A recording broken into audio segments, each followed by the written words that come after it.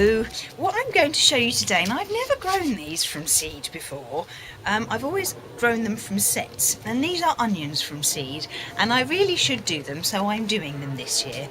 Now these ones are called Bedfordshire Champion, so hopefully they'll win lots of prizes, I don't know. But I thought I would try and just have a go and see how they turn out.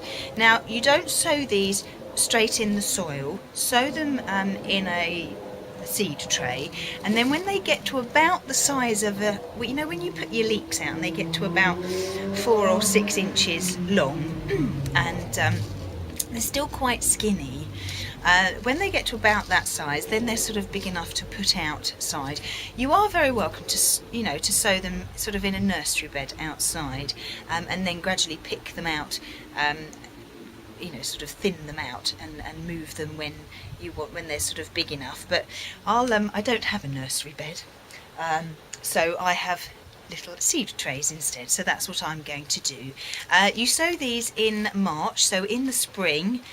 You can sow them through till April, March or April, which is fine. We're in April now, so that's okay. So I'll just show you how I can do these. Now what I've got here, I'm actually growing them in the other half of the seed tray where I've got the kale in. So there's actually 250 in here, and I'm not going to sow all of those because I've got lots of sets of onions, numerous amounts of them, so I don't want to be inundated with onions. So I will sow enough to sort of cover here, but don't sow them too thickly, sow them nice and thinly. So I've got just some compost in here, and then I've watered it so that it's damp, so that when the seeds touch it, then they're in contact with water straight away. Make sure it's not sodden, but let's just give it another quick go. There we go. And it will run through, and when the water sort of runs through, then you can start sowing your seeds. Now the seeds are exactly the same as spring onion seeds, these little black ones here. There we go. So I will just sow those, you know, not thickly but not thinly, in the middle there.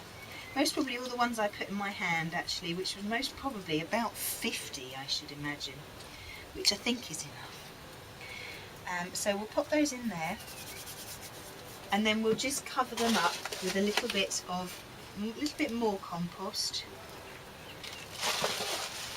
There we are.